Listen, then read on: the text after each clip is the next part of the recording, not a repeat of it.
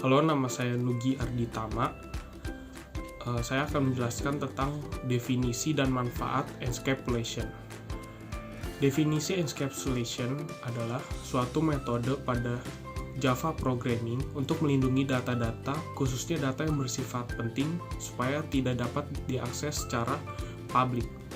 Manfaatnya adalah sebagai penyembunyian informasi modularitas. Perkenalkan, nama saya Kendro. Sekarang saya akan menjelaskan selanjutnya tentang syarat encapsulation. Ada dua syarat. Yang pertama, data yang akan dilindungi harus benar-benar private atau protected. Nah, data itu harus dilindungi karena agar menjaga data itu tidak dapat diubah-ubah oleh orang lain. Nah, kedua, data dan fungsi yang akan digunakan harus benar-benar publik. Nah, seperti yang kita lihat dari poin pertama, data itu kan private. Nah, karena private, maka akan mengakibatkan data yang error. Nah, oleh karena itu kita membutuhkan metode yang namanya setter dan getter. Nah, kedua metode itu membutuhkan akses publik. Lanjut ke slide selanjutnya. Nah, encapsulation di dunia maya. Akun mobile banking yang memuat data seperti nama, PIN, dan saldo harus dilindungi supaya tidak dapat diubah-ubah secara bebas. Ibaratkan sebuah remote. Casing remote TV diibaratkan encapsulation supaya fungsi-fungsi yang terdapat dalamnya tidak diubah-ubah. Tombol di remote TV sebagai metode setter dan getter jika ingin mengakses remote-nya. Halo semuanya, perkenalkan nama saya Luswihan dan saya akan menjelaskan contoh codingan yang tidak menggunakan teknik encapsulation. Misalnya kita ingin membuat program e-wallet yang tidak menggunakan teknik encapsulation. Kita dapat menuliskan codingan kita seperti codingan di sebelah kiri ini. Di sebelah kiri itu ada class account yang memiliki 3 variabel, yaitu nama, password, dan balance. Dan 3 variabel ini telah memiliki value-nya masing-masing, yaitu Tony sebagai namanya, password-nya itu Tony tanda seru, dan saldonya itu 1 juta. Dan class account-nya itu telah didesain menjadi public. Maksudnya public di sini itu yaitu semua class di main programnya Java kita itu dapat mengakses class account-nya itu dengan gampang. Cara mengubah value di dalam class account itu sangatlah mudah. Pertama, kita harus declare lagi account-nya. Kalau di sini tuh di-declare ulang menjadi user 1. Dan jika kita ingin mengubah saldonya dari 1 juta menjadi 0, kita tinggal tulis saja user 1 titik HCC balance sama dengan 0. Dan jika kita ingin mengubah passwordnya, kita tulis saja sama seperti balance-nya. Akan tetapi menggunakan tanda kutip 2. Nah, sekarang kita ingin mengetahui value-nya itu udah diubah atau belum. Tinggal kita print aja. Kalau di sini itu kita menggunakan system.out.println. Dan kita dapat melihat output-nya itu namanya itu tidak berubah. Namanya itu masih tetap Tony, akan tetapi saldonya itu berubah dari 1 juta menjadi 0 dan passwordnya dari yang Tony tanda seru menjadi 12345678. Nah, sekarang kita lihat codingan itu sangatlah mudah dipakai dan diterapkan. Akan tetapi ada kelemahannya, yaitu orang lain yang bukan developer dapat mengubah dan mengganti value di account kita dengan gampang dan dapat menambah variabel-variabel baru di account kita dengan mudahnya. Ya, halo semuanya. Saya Yohanes. Sekarang saya akan menjelaskan contoh penggunaan encapsulation. Jadi, seperti yang kita tahu, ketika kita menggunakan private pada data-data di suatu kelas, misalnya kelas account seperti balance atau password. Nah, ketika kita ingin mengubah data atau ingin menampilkan output dari data-data tersebut dengan cara konvensional seperti ini, dipastikan akan mengalami error karena ketika kita memprivate kita tidak bisa mengubahnya dengan cara seperti ini. Nah, untuk mengubahnya kita membutuhkan metode yang bernama setter dan getter. Nah, bagaimana cara kita menggunakan setter dan getter seperti ini? Kita pencet shortcut di keyboardnya ini setelah kita melakukan private, lalu ini kita select all ya, lalu akan tercentang semua seperti ini. Setelah tercentang semua baru kita klik OK ya. Nah, setelah kita klik OK akan muncul tampilan seperti berikut, seperti yang bisa dilihat di sini ya. Nah, dengan kayak gini kita bisa melakukan perubahan atau mengambil nilai dari data-data di kelas lain yang di private dengan cara ini. Nah, kalau yang ada kata get itu dia digunakan untuk mengambil nilai. Misalnya kita mau mencetak nilai dari data tersebut, nah kita menggunakan get. Misalnya kayak menampilkan output. Jika kita ingin mengubah data, kita bisa menggunakan metode set ya, seperti ini. Sehingga setelah kita melakukan perubahan dengan cara-cara ini, lalu kita cetak nilai menggunakan get, akan dapat hasil seperti berikut ini. Perkenalkan, nama saya Juventia Clarissa Tembelaka. Selanjutnya, saya akan memberikan kesimpulan tentang encapsulation. Penggunaan metode encapsulation membuat data terlindung sehingga tidak bisa diakses secara bebas. Pada gambar di bawah ini, sebelum melakukan perubahan pada data, dapat dilakukan validasi. Misalnya, yang hanya dapat mengubah data ini hanya user. User itu pun setelah memasukkan PIN atau password. PIN atau password yang dimasukkan harus benar sehingga user dapat mengubah data tersebut. Terima kasih.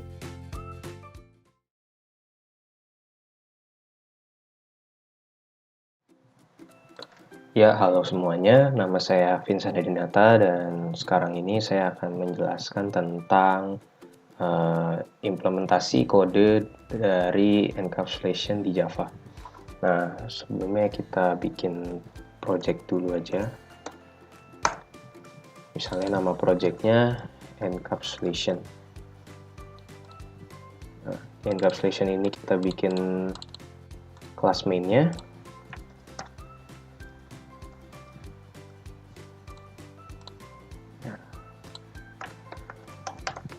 Ya.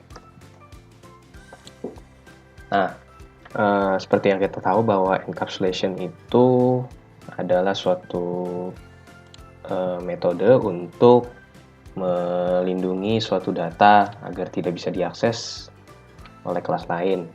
Nah, seperti yang kita tahu, ini kan kelas main ya. Nah, ini kita belum bikin kelas barunya, kita bikin aja dulu.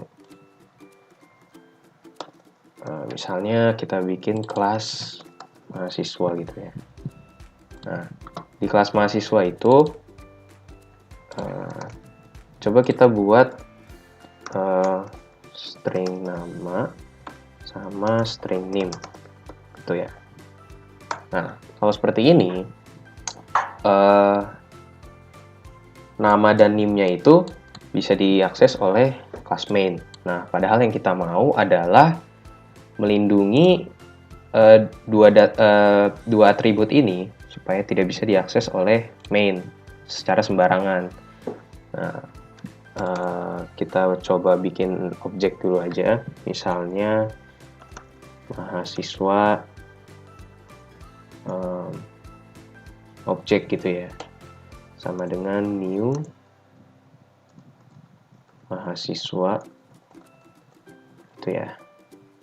Nah, misalnya kita mau akses name-nya ya gitu. Oh, atau sebelumnya kita isi dulu, misalnya objek name, objek nama sama dengan misalnya Budi gitu ya.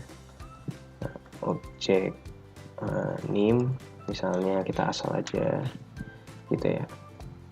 Nah,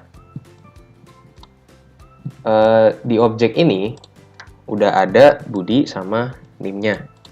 Nah, kalau kita mau akses kan tinggal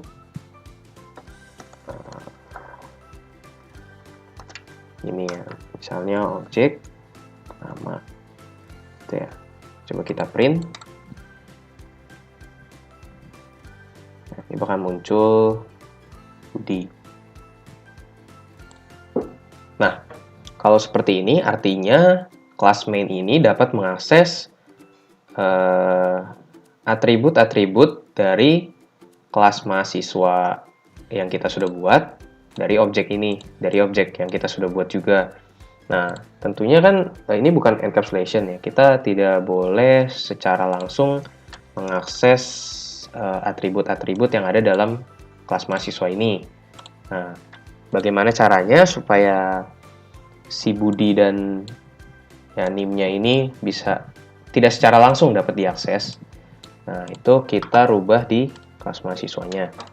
Nah, di kelas mahasiswa ini kita rubah kelas modifier dari nama dan NIM-nya menjadi private. Sebenarnya bisa pakai protected, tapi saya pakai private saja. Nah, karena ini sudah di private, artinya nama dan NIM ini tidak bisa diakses sembarangan oleh kelas main ini. Makanya di sini ada error. Nah, caranya gimana? Kita pakai yang namanya getter and setter. Getter and setter itu apa? Getter and setter itu maksudnya adalah suatu metode yang bisa dipanggil oleh kelas main. Dan ketika dipanggil oleh kelas main itu, maka dia mereturn atributnya. Nah, jadi kita bikin aja getter and setternya pakai shortcut Alt Shift S R. Nah, ini kita centang aja, nanti otomatis kebentuk getter and setternya. Ya, seperti yang kita lihat, get nama artinya return nama. Jadi ketika kelas main memanggil get nama, maka akan mendapat nilai dari nama ini. Nama yang di sini akan dikirim. Tidak secara langsung seperti ini. Nah, set itu apa? Set itu kalau mau mengubah nilainya. Misalnya, ini pertama kita Budi. Tiba-tiba objeknya kita mau ganti Andi gitu ya. Nah, itu pakai set. Nah, tapi kan ini sekarang kita udah enkapsulasi ya, udah private ya. Nah, cara masukin datanya itu beda. Kita mesti pakai yang namanya konstruktor. Konstruktor itu apa? Konstruktor itu untuk ya sebagai penerima parameter dari mainnya supaya dia bisa ngirim data ke kelasnya tersebut. Nah, kalau contohnya tidak pakai encapsulation, kan kita bisa langsung memberi nilainya kan, objek nama sama dengan Budi. Nah, kalau di encapsulation itu nggak bisa. Jadi kita butuh konstruktor yang istilahnya menjadi pintu gerbang lah buat nilai dari main dimasukin ke kelasnya. Kita bikin shortcutnya Alt Shift SO. Kita bikin aja ya. Seperti yang kita lihat udah ada metode baru.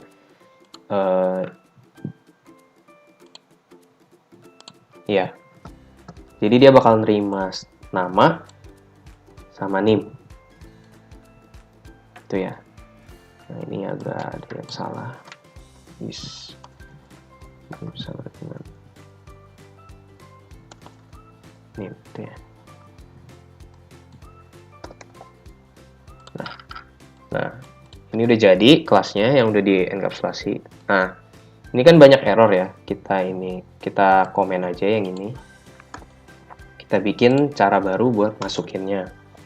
Cara barunya sama, tulis juga kita inisialisasi, misalnya objek new object ya gitu ya. Sama dengan new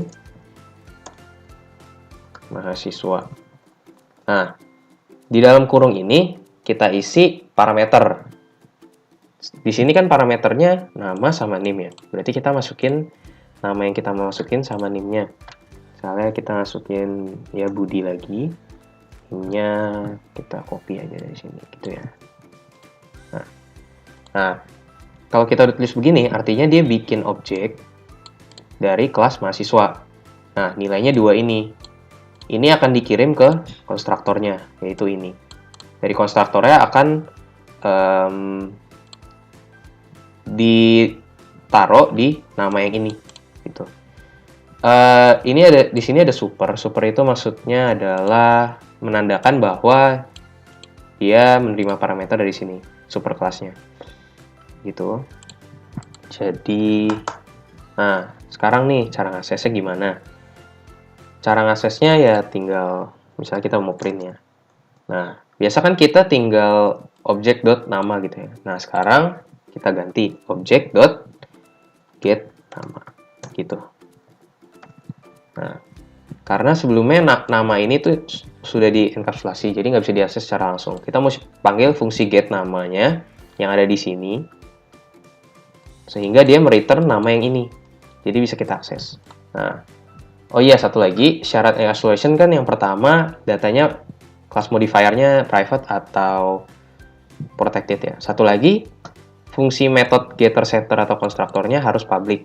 Soalnya kalau misalnya private juga, class main ini tidak bisa mengakses get namanya. Gitu. Nah, ini bukan objek ya, ini objek maksudnya. Itu ya. Nah, coba kita print, atau enggak kita dua aja gitu. Get nama sama get name gitu ya. Ini juga name. Coba kita print. Nah, muncul seperti ini, artinya sudah berhasil encapsulation-nya. Nah, selain itu, kita bisa menggunakan encapsulation untuk vektor juga ya. Ini saya komen dulu. Nah, misal kita bikin yang namanya vektor gitu ya. Bisa vektor atau release. Vektor dari kelas mahasiswa. Misalnya nama vektornya list mahasiswa gitu ya. Sama dengan new new vektor ya, seperti ini ya. Nah, cara masukinnya sama seperti ini. Nah, tapi ada dua cara.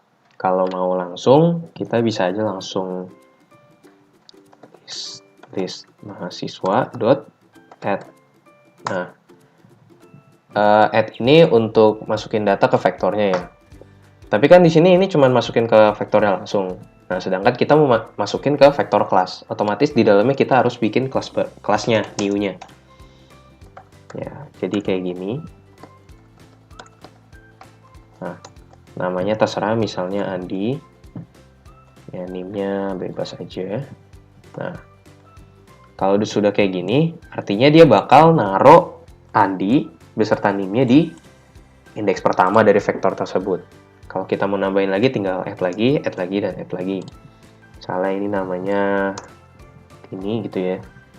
Ini kita rubah aja dikit. Terus yang ini namanya misalnya Tono gitu ya. Nah, ini ya kita rubah dikit lah. Nah, artinya di dalam vektor list mahasiswa ada 3 objek dari kelas mahasiswa gitu ya. Nah, kalau kita mau print gimana? Seperti biasa pakai looping, bisa pakai for. Nah, ini kita indeksnya sampai size dari list mahasiswanya. Gitu ya. Artinya kita mau ngeprint 3 ini. Nah, cara ngeprintnya gimana? Nah, kayak tadi sama, kita pakai get. Nah, berarti list mahasiswa. Nah, sebelum kita pakai get dari kelas mahasiswa ini, getternya, kita mesti pakai get index dulu. Karena peraturan dari vektor mesti pakai get untuk mengakses indeksnya. Nah, baru kita get nama gitu ya misalnya. Nah, yang bawah bisa get name. Nah, nih, ya, kita coba. Nah, bisa ya berarti. Ini kita ngeprint 3-3-nya, berarti udah bisa. Nah, ini kan kita baru coba pakai fungsi getternya ya. Gimana kalau kita pakai fungsi set? Misalnya kita mau ngubah nama Andi jadi Budi gitu ya. Nah, berarti kita looping ulang aja. Nah, sampai mahasiswa size. Ini kita komen dulu. Atau nggak usah, biar buat pembanding. Ini kita sys out aja. Setelah di set gitu ya. Nah, kita kan mau nyari Andi ya. Berarti kita mesti pasang if. If list mahasiswa get index key dot get namanya gitu ya, kita mesti get namanya, ditambah equals sama yang kita mau ubah tadi, Andi. Nah, baru kita set. Cara setnya sama, list mahasiswa get index yang Andi, kita set namanya jadi apa gitu ya, bebas. Misalnya kita mau ganti Budi ya tadi. Nah, otomatis kalau sudah begini dia akan mengganti langsung. Kita coba aja, habis kita ubah kita print ulang. Nah, ya. Nah, seperti ini ya. Berarti Andi yang tadinya indeks pertama kita rubah jadi Budi. Nah, Andinya sudah diganti. Nah, ya kurang lebih seperti itu penjelasan implementasi kode dari encapsulation di Java. Ya, semoga yang belum mengerti menjadi mengerti melalui penjelasan ini. Terima kasih.